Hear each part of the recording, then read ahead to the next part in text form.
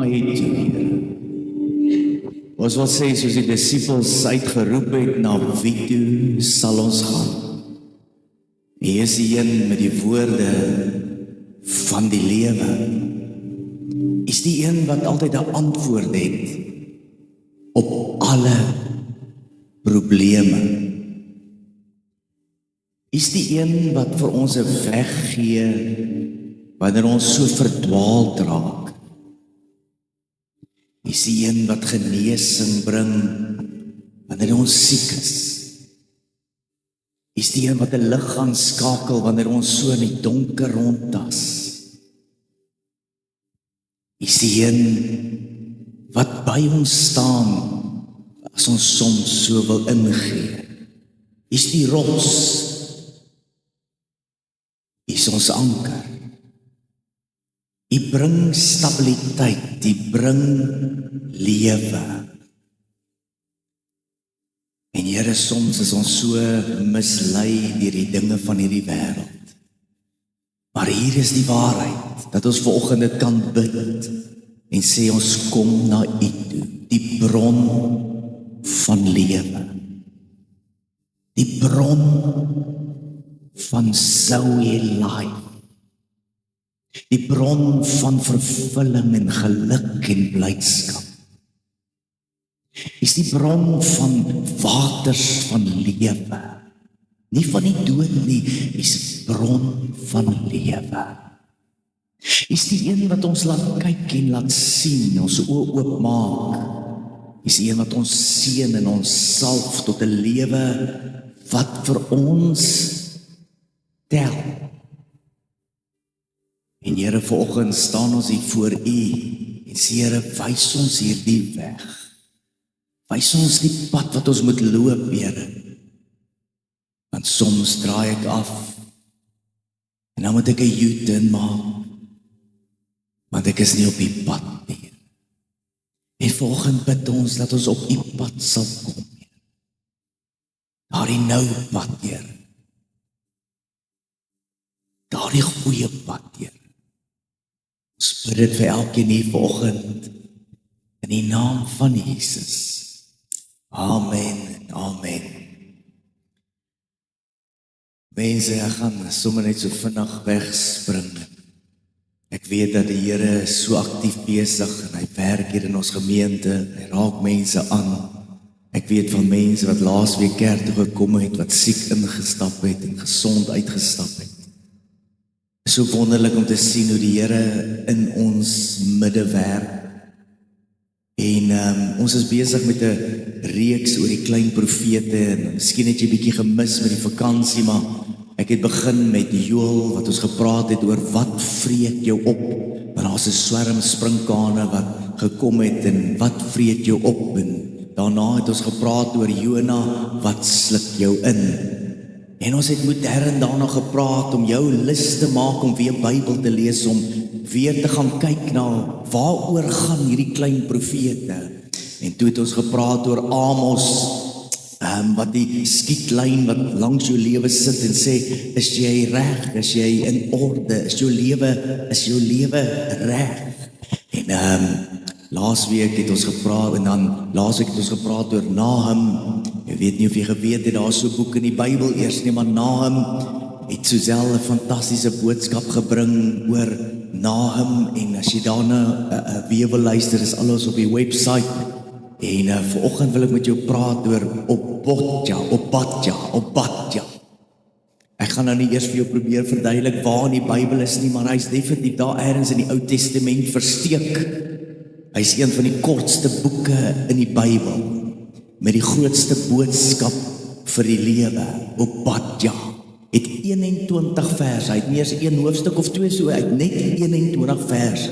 So vanoggend as ek daarna verwys, dan bedoel ek hoofstuk 1 vers, en hy het net 23 verse.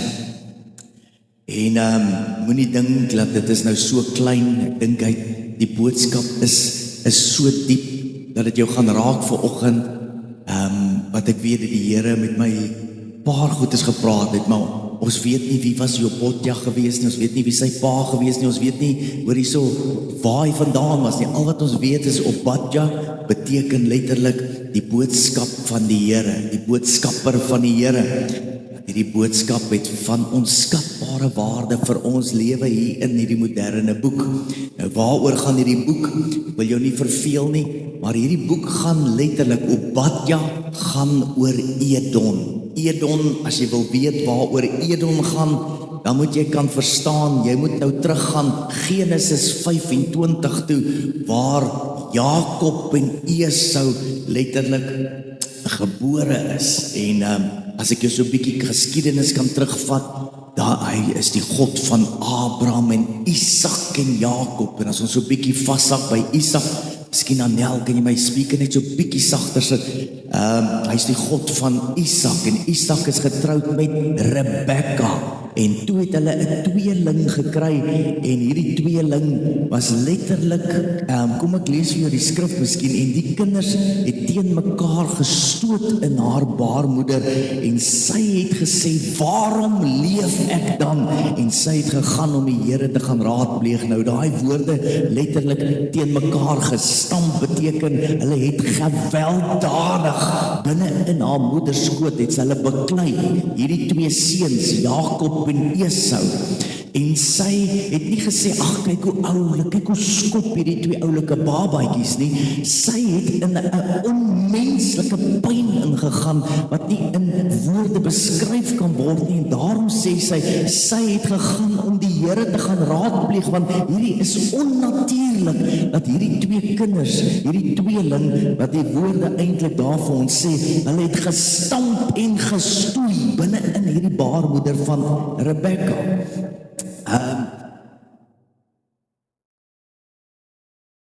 Kom, het sy so pyn in die Here.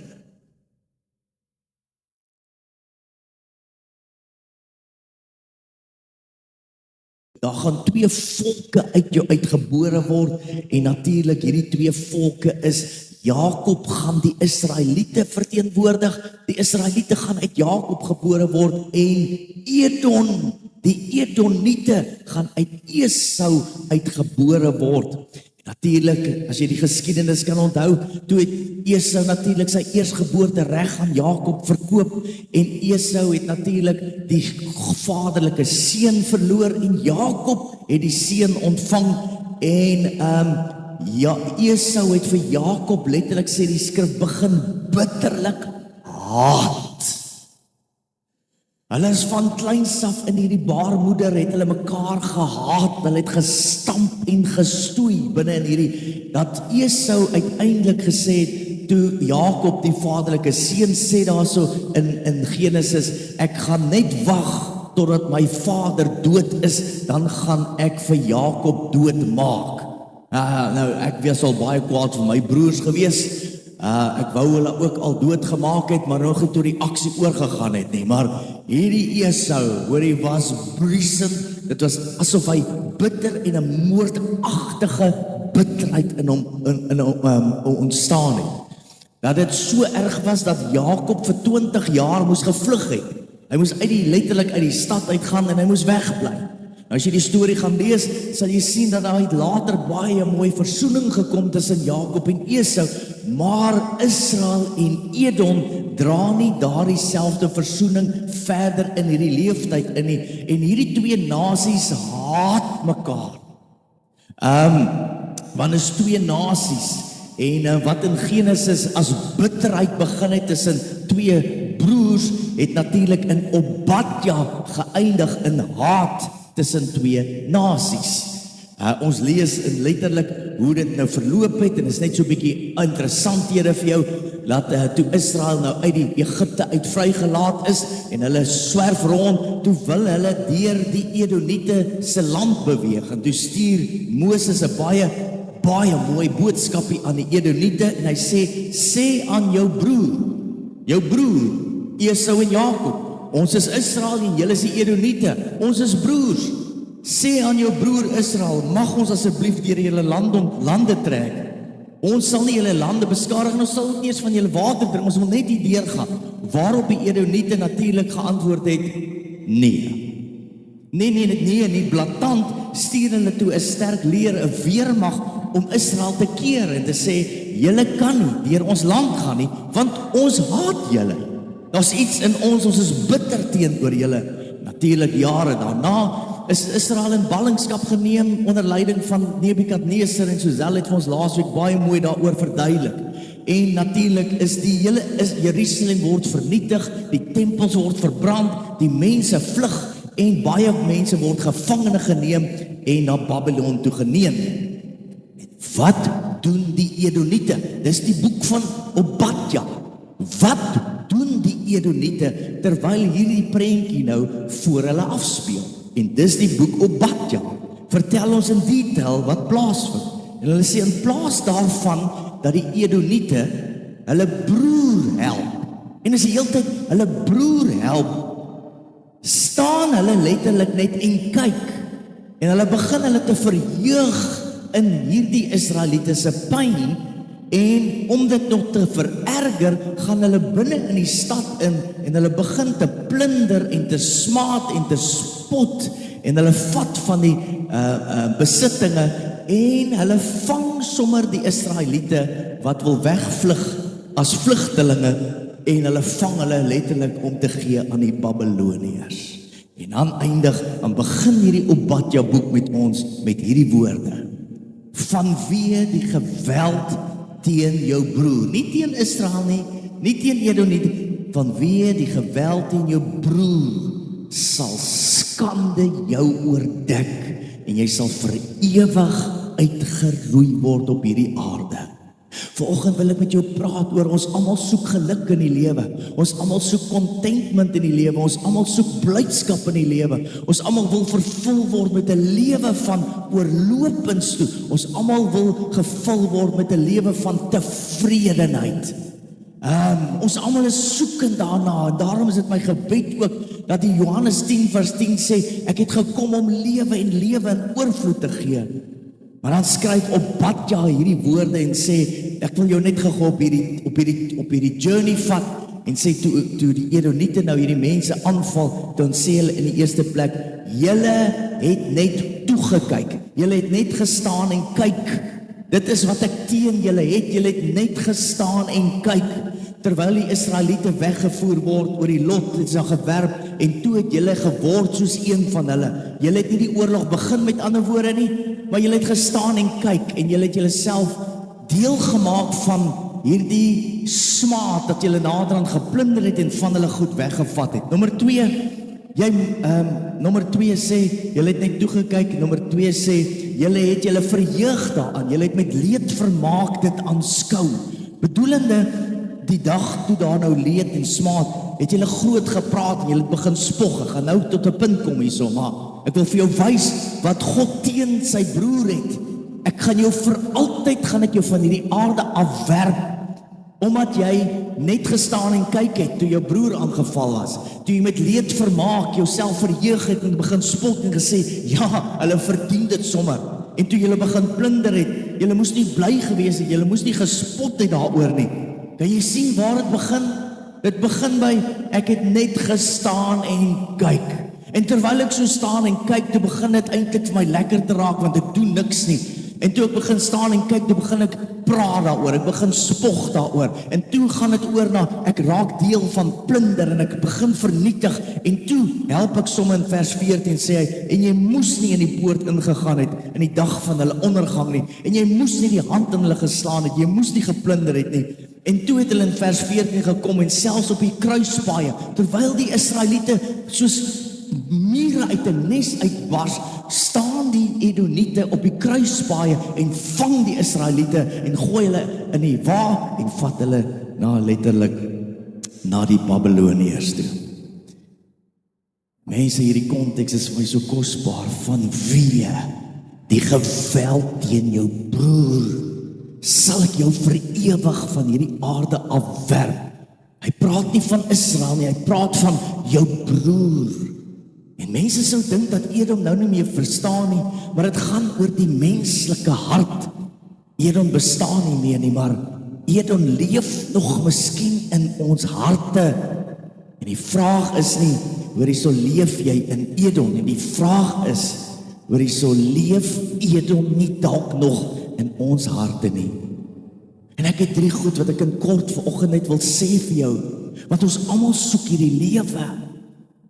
Maar die Here openbaar aan my volgens hierdie konteks, en jy kan dit gaan naslaan, oor 3 goed wat jou gaan verhoed om in hierdie lewe te kan lewe.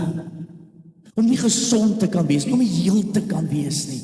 Om weg te dryf van, dat jy naderhand ek raak deel van die plunder, ek raak deel van die probleem, ek staan en kyk net. Dat jy naderhand, hoor jy so deel word van die probleem. Een van die grootste sondes in hierdie lewe in ons leeftyd nou, is die sonde van vergelyking. Ek sê dit nog altyd, en ek het nie woorde daarvoor gehad nie.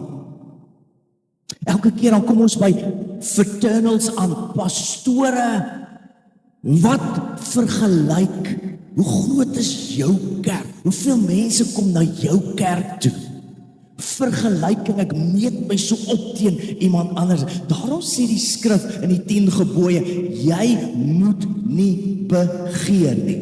Moenie begeer, moenie jou naaste se vrou begeer, moenie jou naaste se besittings, moenie jou naaste se esel begeer of sy os begeer. Moet niks van jou naaste begeer nie. Hoekom nie? Want hy sê, dit gaan jou ontevrede maak.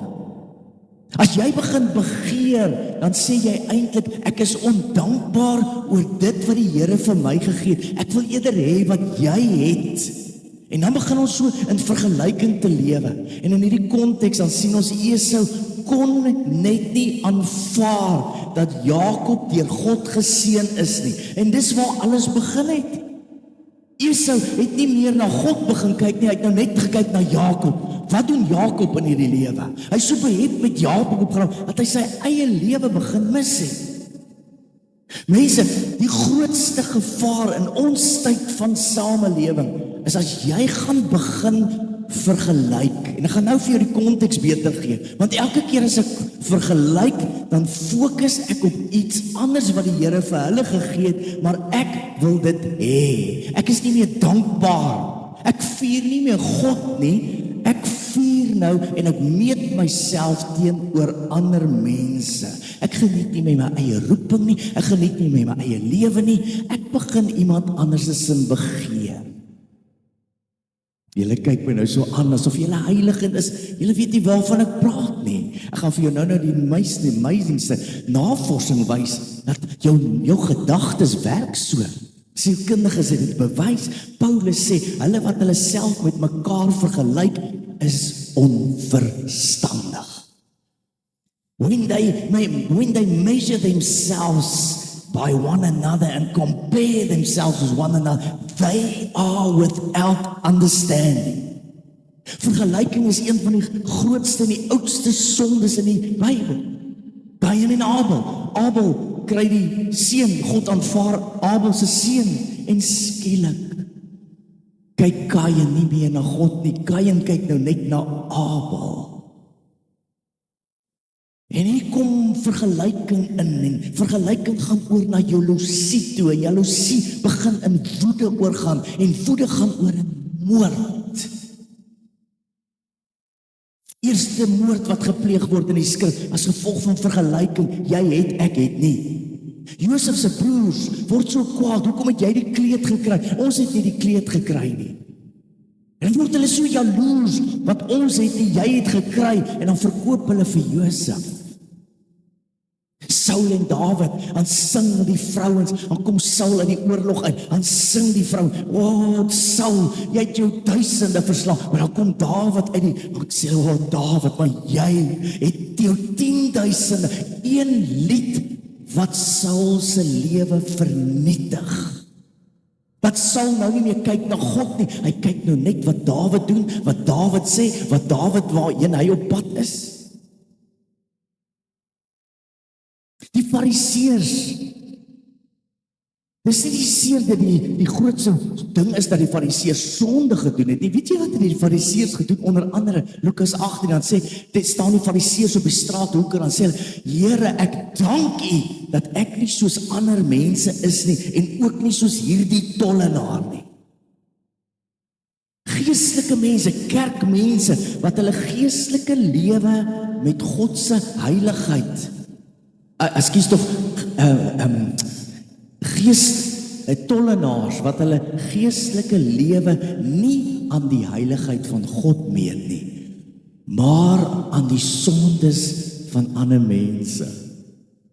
Dan lyk hulle so heilig.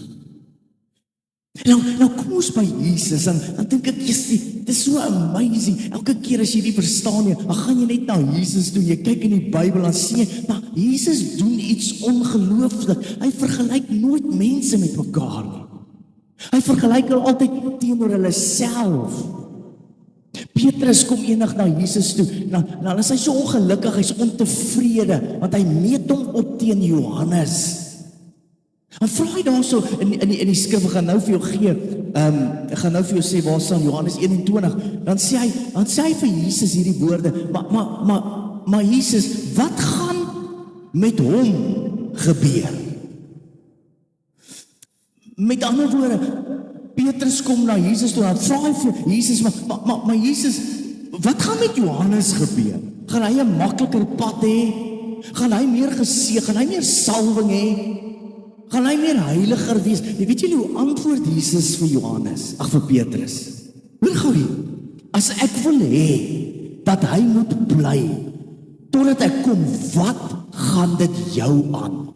Volg jy my? Mense, ek dink Jesus kom en hy antwoord so in een oomblik. Antwoord hy die belangrikste vraag oor die belangrikste, grootste sonde in ons lewens, oor vergelyking. Dan sê hy, hou op, kyk na Johannes. Hou op, kyk na mense. Kyk na my. Kyk na my. Mense, ek is baie besorg oor die tyd waarin ons lewe.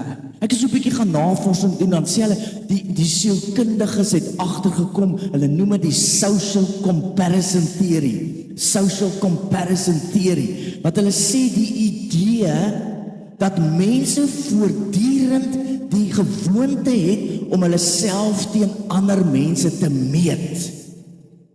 Dan kom die navorsing verder en wys hulle daarop dat mense die gewoonte begin aanleer het om ons binnekant met mense se buitekant te begin meet. Ons ken natuurlik ons eie vrese, ons ken ons eie tekortkominge, ons ken ons mislukkings en ons worstelinge, maar dan kom ons en ons vergelyk dit met die gepoleerde buitekant van hierdie mense. En dan raak ons so ongelukkig. Ons raak so ongevul in ons binnekant. Kan jy hoor? As jy laas Sondag aand se preek gemis het, 'n amazing boodskap van Richard wat gaan oor hoe jy kan verslaaf raak om goed. En onder andere, dis wat Facebook en Instagram en social media doen. Jene mense, ek sien jou vakansie. Wow, ek sien jou nuwe kar. Ek sien jou lewe van vervulling. Ek sien jou foto's van jou en jou vrou op die strand. Dis die mooiste foto's. Maar wat jy nie sien nie, en wat hulle nie vir jou wys nie, is hulle vrese en hulle uitdagings en hulle angs nie. En dit is 'n onregverdige vergelyking wat jy tref. Jy vergelyk jouself letterlik, jou werklikheid, met hulle gepoleerde hoogtepunte. En dan gaan die navorsing eintlik verder aan sê, hy sê, dit is social comparison, as jy daarby betrokke raak, dan sê hy dit gaan verder aan, maak hy die kanker van die gedagtes, wat hy sê letterlik die 3 goed, comparing, nommer 1, criticizing and complaining. Dit is 'n kanker van jou gedagtes. Ek wil nie nou praat oor complaining nie. En criticizing, maar 'n kanker van die gedagtes. Is asof die sielkundiges, asof daar heeltyd 'n stemmetjie in my kop sê, hoe vaar jy in vergelyking met ander? Is ek suksesvol as jy jou meet tussen die ouens daar op 5? Is jy goed genoeg? Is jou huwelik sterk genoeg? Is jou kinders ordentlike? En sonder dat ons het besef, begin ons waarde te meet teenoor ander mense. En hier is die gevaar, mense. As ek my lewe met ander begin, ja, ek weet jy weet dit, maar dis die boek Obadja, wat sê, solank as wat ek God is, sal ek die Edoniete vir altyd en ewig van hierdie aardbol af, en jy kan nou gaan lees, die Edoniete bestaan nie meer. Daar is nie, hulle is verwyder van die aardbol af. So dan kom hy en dan sê hy, hierdie gevaar, hoe meer ek my lewe meet met ander, hoe minder geniet ek my lewe wat God my gegee het. Hoor gou wat sê Andrew Murray. Yes, dit is vir my so mooi.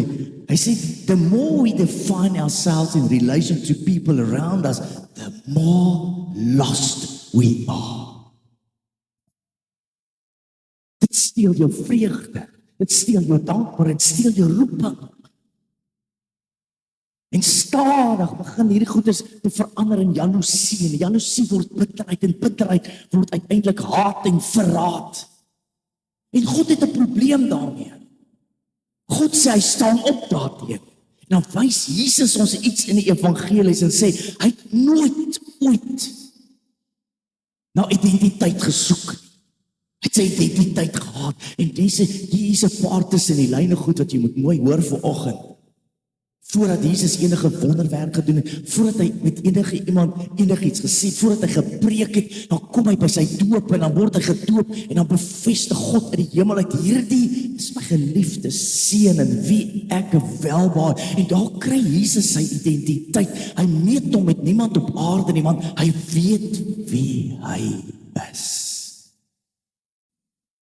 So die teenmiddel vandag vir om ontslae te raak, is nie sê meer selfvertroue nie, dit is, jy moet weet, dis wat ons in hierdie kerk oor en oor sê, jy moet weet wie jy is in Christus. Want as jy weet wie is jy in Christus, Christus het hom nooit met iemand gemeet nie. Ek wil afsluit met hierdie punt, want dit is so kosbaar, want dit gaan jou red, dat die Here ons mensdom nie van die aardbol afvee vanweë jou geweld teenoor jou broer nie, vergelyking. Solank as wat dit my, sê Jesus hierdie woorde, volg jy my, moenie worry oor die ander mense, kom jy in jou binnekamer uit, kom jy in intimiteit uit met my, kom jy en wandel saam met my. Kom jy en werk jou eie heil uit met vrees en bewering, sê die skrif. Maar jy het 'n verantwoordelikheid, jy as individu, jy as huisvrou, as vrou wat werk, as man wat werk, as man wat by die huis is, as kind, jy alleen het 'n verantwoordelikheid om jou op te bou in jou allerheiligste geloof, sê die skrif. Tweede ding is, mense, wat jou gaan kelder in hierdie lewe, is vergelyking. Ek gaan dit nou nie daarop sê. Tweede ding is hoogmoed. Ek wil gou vir jou ietsie vertel, hierdie Edoniete, want hy vertel ons, jy gaan lees Obadja, so amazing, 21 verse. Dan lees ons hoe ongelooflik hierdie stad was. Hulle praat van, hy was tussen rotskraanse gewees. Hy het net een ingang gehad, check gou hierso, prentjie van hoe dit gelyk het. Is dit 2 tot 3 meter noue ingang, by tot 100 meter kraanse bo jou. Dit het net 'n klein handjievol Edoniete gevat om 'n hele leermag van aanvallers dood te maak in so 'n geval. Dan praat hy nou, kom ek gee net gou vir jou so 'n paar fotootjies daarso dat jy die idee kan kry. As hy, waar het hierdie Edoniete gebly? Hulle sê hy in die rots, hoog in die berge. Kyk gou daarso. En dan het hierdie Edoniete, sê die skrif, hulle het gevoel asof hulle onaantastbaar is. Niemand sal ons by hom kan uitkom nie. En dan sê Obadja hierdie woorde. Hoor hierdie woorde. Die hoogmoed van jou eie hart het jou bedrieg.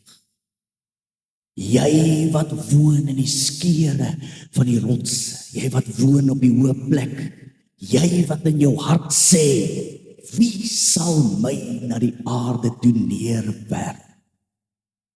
Met ander woorde, jy dink jou berge beskerm jou, maar jou berg is nie hoër as God nie. Baie mense dink die eerste sonde in die Bybel was om die vrugte te eet. Weet julle dat die eerste sonde in Genesis 3 kom? Selfverheffing, hoogmoed. Het hy regtig gesê, julle sal soos hy wees as julle hierdie appel eet. En daar begin 'n ontevredenheid in hulle harte te begin. Daar begin 'n vergelyking te kom. Ek wil nie meer wees waar ek is nie. In hierdie mooi tuin, in hierdie mooi plek, in hierdie tyd en in hierdie era waarin ek leef. Ek wil nie meer hier lewe nie. Ek wil soos God wees. Hoogmoed, selfverheffing.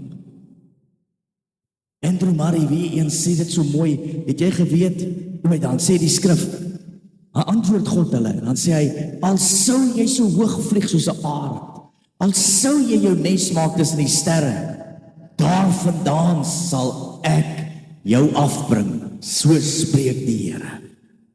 Het jy geweet dat 'n hoogmoedige sal nooit God kan ken nie? 'n Hoogmoedige mens sal nie God kan ken nie. Dis hoekom God so teen hoogmoed is. Hoor wat sê Andrew Murray, as jy hoogmoedig is, kan jy nie God ken nie. Want 'n hoogmoedige mens kyk altyd af na ander. En solank jy afkyk na ander, kan jy nie iemand sien wat bo jou staan.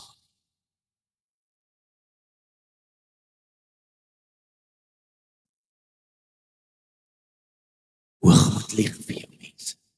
Bedrieg jou hart. Gee jou 'n valse beeld. Gee jou 'n valse beeld van jouself en van God. Die Bybel beskryf nie hoogmoed as ek is beter as iemand anders, want dis wat ons dink is hoogmoed. Dit is ook dit, maar dis nie die kern nie. Hoogmoed is eintlik wat hy sê, ek leef onafhanklik van God. Dis hoogmoed. Nee, ek kom kerk toe. Ek lees Bybel. Hy praat van elke oomblik, van elke dag in jou lewe. As jy nie bid nie, leef jy onafhanklik. As jy nie vra nie, leef jy onafhanklik. As jy nie doen wat die Bybel sê, wat jou kan help, dan leef jy onafhanklik, hoogmoedig. Ek sal dit self regkry, ek sal dit self doen, ek sal my eie planne uitwerk.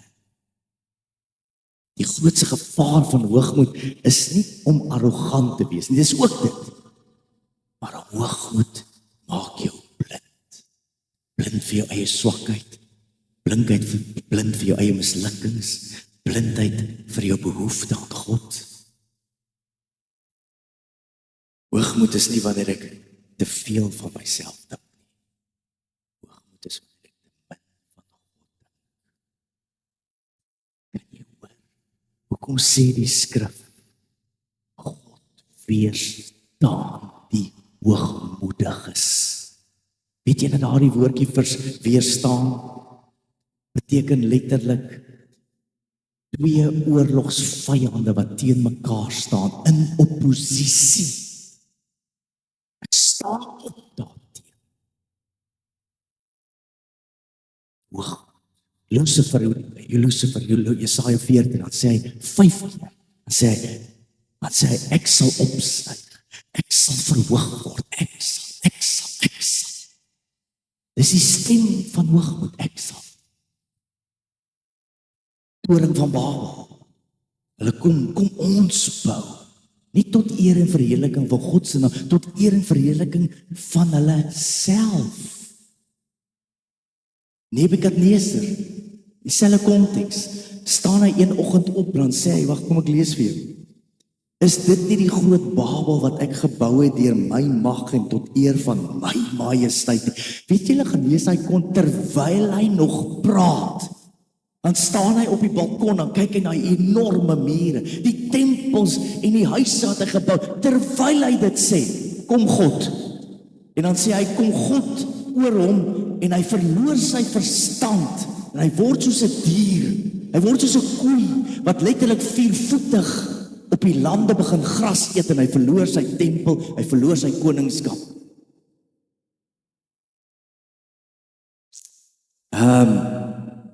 Mense, en so bou ons eie bergies, nee. Maar ons dink ons is veilig. Dat my dink aan Dawid wat hy sê, ek slaan my oë op na die berge. Waar sal my hulp vandaan? My hulp is nie van die berge nie, maar van my God af sal my hulp kom. Die Edoniete slaan hulle oë op na die berge en sê, dis my hulp, dis my versterking. Maar Dawid sê, ek slaan my oë op, ek sien die berge, maar dis nie waar my hulp vandaan kom nie. My hulp is van die Here van die leerskare. Ek gaan maar moet aangaan hierso. En dan heel laastens mense, ek gaan nou terugkom na 'n paar goeters toe, maar die derde ding is wat ek vanoggend net vinnig vir jou wil noem. As jy 'n vol lewe wil lewe, God waarsku ons in die Bybel. Hy waarsku ons. Ons almal wil 'n wonderlike lewe lewe. Ja, jy moet tot bekering kom. Dis nommer 1. En dan werk hy in jou en dan sê hy pas op vir hierdie goeters. Vergelyking en hoogmoed. Dan die derde ding wat hy sê is wat vir my so kosbaar is. Ek het hierdie woord uitgekies, geestelike gevoelloosheid, harteloosheid. Dit maak jou blind vir ander se nood. Wanneer ander se pyn nie meer vir jou saak maak nie. Dit is so ongelooflik hoe God hierdie Edoniete oordeel. Luister mooi gou, nie oor net wat hulle gedoen het nie, maar ook oor wat hulle nie gedoen het nie. Ek dink nie jy word een oggend wakker en dan as jy 'n slegte mens nie. Die proses begin lankal, raak so subtiel. My hart begin opbou te voel. Luister hierso net wat sê hy, op die dag het julle net toegekyk. Ek som gou vir jou net vinnig op en dan sluit ons af. Jy moes nie net staan en kyk nie. Jy moes nie bly geraak het met leed vermaak. Jy moes jouself nie verheug het nie. Jy moes nie begin spog het daaroor. Jy moes nie meer oor gepraat. Jy moes nie skinder daaroor nie. Jy moes nie begin plunder het nie. Jy moes hulle nie tot gevaar. Jy kan sien die proses. Sê jy het net gestaan en kyk. Ek sien nog, maar niks raak my meer nie. Ek hoor nog, maar niks beweeg my meer nie. Ek luister nog, maar ek doen niks omtrent dit nie. En dis presies waar Edom is, waar ons partykeer in ons lewens kom. Hoekom is ongevoeligheid so gevaarlik? As jy nie meer voel nie. Ek wil nou by 'n woord uitkom, maar ek wil myself nou nie vooruit gaan nie, maar Jesus het nie so geleef. Jesus vertel 'n storie, lees ons dan Lukas 10:25 aan, loop, en vertel hy die storie van die barmhartige Samaritaan, en sê hy, die priester kom, en dan sien hy loop, maar hy loop verby. Dan kom die priester, dan sien hy loop, hy sien, maar hy doen niks. Dan kom die barmhartige Samaritaan, dan sien hy, dan stop hy. Selfe scenario. Hulle almal het gesien, maar die verskil was, wat doen jy daarmee? En dis die boek van Abodja. Matteus 25, gaan praat Jesus oor die skape en die bokke wat geskei gaan word. Wat veroordeel Jesus dan? Gaan lees die konteks. Hy veroordeel nie dat mense moord pleeg nie, hy veroordeel nie egbreek nie, hy veroordeel nie afgodediens nie. Weet jy wat veroordeel hy? Hy veroordeel en sê, ek het honger gehad, maar julle het nie vir my kos gegee om te eet nie. Ek het dors gehad, maar julle het nie vir my water gegee om te drink nie. Hy sê letterlik, ek is 'n vreemdeling gewees en julle het my nie ingeneem by julle huise nie. Dis partykeer die goeie dinge wat ons nie doen nie. Wat God 'n aanklag teen die kerk maak, teen die gelowiges maak en sê, hoorie, maar julle voel nie meer nie. Julle het nie meer innige simpatie met mense nie. Jakobus sê, as julle weet om goed te doen en dit nie doen nie, dan vir julle is dit sonde. Edmund Burke het gesê, the only thing necessary for the triumph of evil is for good people to do nothing. Yes, dit is so skokkend in ons moderne wêreld. leef ons in skraal en skraal en skraal. Ons sien oorlog, ons sien pyn, ons sien nie die eensaamheid, ons sien selfmoord, ons sien die huwelike wat ons skerwel het, ons sien mense huil, maar ons voel niks meer nie. Die navorsing bewys compassion fatigue. Ons raak emosioneel uitgeput want ons sien dit te veel. Dan raak ons emosioneel. As ons te gereeld mense se anders aan pyn blootgestel word, sê die sielkunde, dan raak ek emosioneel moeg en dan lei dit na 'n woord wat ek nou moes baie mooi leer, dan lei dit na hierdie woord, desensitization. Ag, kom groot, maar ons sê jy dit nou bietjie agteraan. Desensitization, daar's hy, so ietsie. Wat beteken afstomping? Jy weet, mense, die eerste keer, Dinsdag, 3-4 jaar terug, sien ek 'n paar kinders in ons asblikke uitgraai daar by die estate. Ek stop en kyk vir hulle, dog, dit kan nie so wees. Dit kan nie so wees. 3 weke down the line, hulle is nog steeds daar, maar ek aanvaar, dit is nie so groot skok nie. Die 100ste keer aanvaar ek dit. My hart raak afgestop. Ek weet eintlik nie wat om te doen nie. Bedelaars, mense wat huil. Wat doen jy met mense? Wat doen jy met jou werksvernote? As hulle huil, as hulle deur 'n moeilike tyd gaan.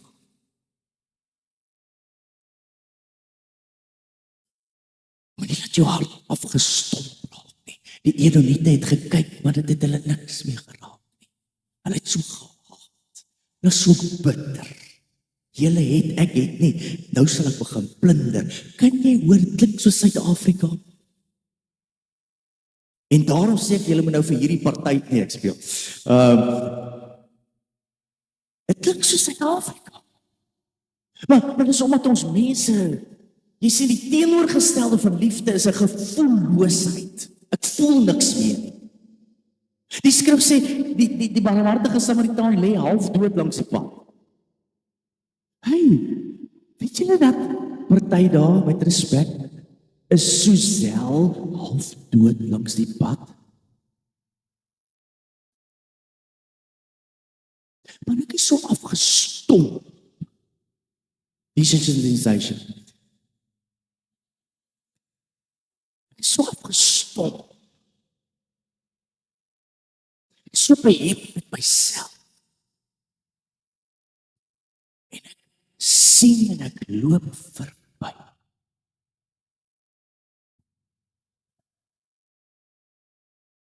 Mense wat dit doen. Pastoor wat kom van 'n aanbid, dis die konteks. Leed vermaak. Jy moes nie lekker gekry. Yes, mense, die Duitsers het so lekker woord daarvoor. Schadenfreude. Dis 'n lekker Duits. Weet jy al hoor Duitsers klink altyd al is hulle ordentlike klink ongeskik. Yes. As hulle net mooi met mekaar praat, ek klink of hulle beklei. Schadenfreude beteken ek verbly my in jou seer. Schadenfreude.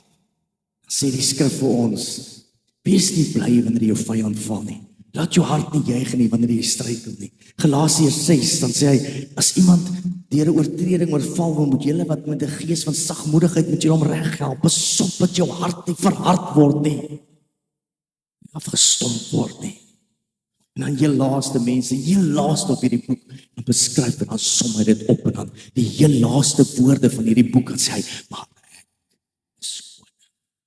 Dan sluit hy af en sê, en die koningskap sal aan die Here behoort. Hy sluit dieselfde af in Openbaring, as hy is koning van die konings en Here van die Here. Bedoelende mense, wie sit op jou troon? Wie sit op jou troon? Nou sluit daarmee af vanoggend. Wie sit op jou troon? Ons wil so graag opklim na die troon toe. Ons wil so graag daar sit. Eie lewens. Mense, miskien het jou hart al so hard geword en ek is in vergelyking, ek is bitter. Daarom sê Romeine 12, dan sê hy, huil saam met die wat huil en wees bly saam met die wat bly is. Ek is so bly oor jou splinter nuwe Toyota bakkie wat amper R1 miljoen kos. En ek is genuine so bly. En as ek jou alleen kry, gaan ek hom verbrand ook, weet. Maar wat as die Here jou val en jy is dankbaar vir wat jy het en jy leef jou roeping uit. Vergelyking gaan jou in die toets dit 'n bietjie hierdie week. Wees bly saam met die wat bly is. Lag saam met die. Bid vir jou vyande. Kyk wat doen dit. Ek het begin bid vir my vyand. My broers, my vrou. Nee. En kyk wat gebeur in jou lewe. Want die koninkryk van God is onderste bo. Dit werk nie. Jy dink dit.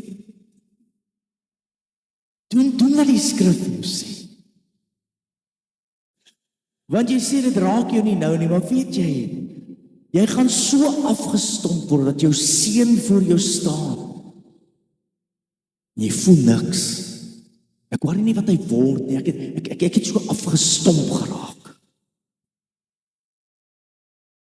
En dan sê God oor ek het daai Edomite van die aarde af verwyder. Ek het weerstand teen die hoogmoediges. Ek jammer mense, ek wil dit net sê, maar wat is die teenvoeter? Ek wens ek bid die hele tyd, Here, wat kan ek sê? Wat kan ons terugkom? Wat kan ons doen?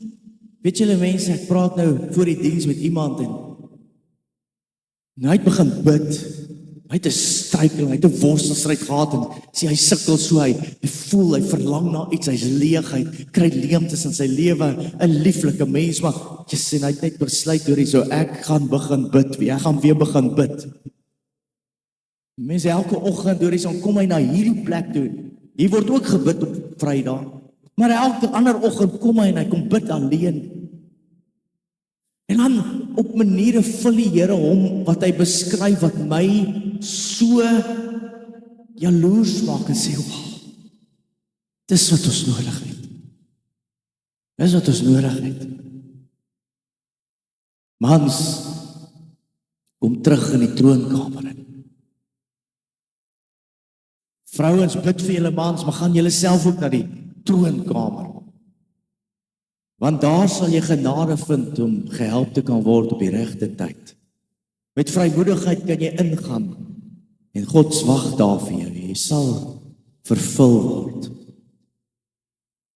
Wanneer jy begin spog en praat en skinder en supposed to be is om te huil oor dinge, lag jy oor dinge en jy moet eintlik huil daaroor.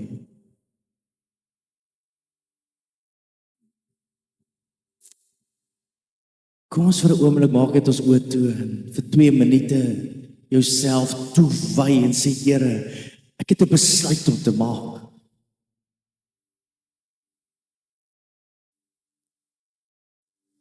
Is jy bitter? Staan jy moeilik op in die oggend? Is jy depressief? Is jy kwaad? Is jy so teleurgesteld dat jy nou kwaad is vir ander mense? Hey, jy moet terugkom. Jy moet die Here aangryp en jy moet hom face to face, dat hy jou kan genees.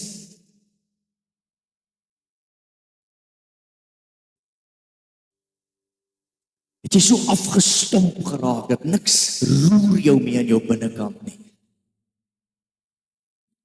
Jy sien die pyn, maar jy loop verby. God sien dit raak, en hy hou nie daarvan nie. Jou liefde word aan hom bewys soos wat jy ander mense hanteer. Kom in lyn. Hou op hoogmoedig wees, ek sal dit self uitsorteer. Ek is nie nou tyd om te bid nie. Maar soveel goed rondom hoogmoed. Heer, ons kom nou na U toe in Jesus naam. In Jesus naam. Vul ons, Here, vul ons weer opnuut, elke man, elke vrou, elke kind. Here, elkeen wat hier stryd gaan, Here. Here, dat ons nie sal schadenfraud nie. Maar dat ons sal doen wat die Bybel sê, ek dra die laste. Ek stop by die wat half dood is langs die pad, en ek tel hulle op. En soms moet ek my eie tyd en my eie geld en my eie wyn gebruik om op die wonde te sit, en my eie geld om dit daar in die gastehuis in te boek, maar ek wonder hoe daai man daai oggend wakker geword. Ek is verbind, ek voel goed, ek is gevoed, ek lê in 'n bed, ek is nie half dood langs 'n pad nie. Daar moet 'n God wees, en is die getuienis waarin ons lewe. Ek bid dit jou toe vir hierdie week, hier's mense wat vanoggend hier is, onder andere die ou wat genees is, wat vir die eerste keer in sy lewe vir iemand anders te gebid het hierdie week, omdat die Here hom aangeraak het. Hoe amazing is dit, dat daar ander mense nou in wildernis is, wat nie die Here dien nie, wat het gesien het, en gesê het, daar moet 'n God wees, want ek shudden vra dit nie. Ek leef in Galasiërs 6, en as my vriend val, dan is ek daar om hom op te tel. Ek plunder nie, ek spog nie, ek is nie met leed vervul nie, maar ek is met Jesus vervul, en ek herstel my kinders, ek herstel my vroue, ek herstel my familie. Mense, kom ons staan op ons voete, en ons maak hierdie verklaring terwyl ons afsluit. Dan kan jy gaan, maar dit is so belangrik dat ek maak hierdie verklaring as man, ek maak hierdie verklaring as vrou. Kom ons staan op ons voete, en ons sê, Here, ek kom na U toe, en ek vra U, Here, help my, Here. Here, ek bely en ek verklaar, Here, ek is wie U sê ek is. Ek is die geseënde van die Here. Ek is die genesing. Ek is die antwoord. Ek het die antwoord. Ek het Christus in my. Ek is geregverdig deur die bloed van Jesus Christus. Ek is 'n oorwinnaar. Ek het die lewe.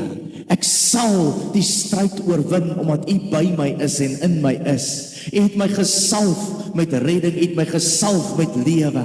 U het my die Heilige Gees gegee om saam met U te wandel. En daaroor, Here, sal ek juig en bly wees. En die hele gemeente sê amen. Here, dis vir my, dis vir my. In Jesus naam, as jy gebed nodig het, kom gerus, ons bid saam met jou. Sien jou vanaand by die aanddiens, terwyl jy so uitstap, ons lekker koffie en tee, as mense wat saam met jou sal bid.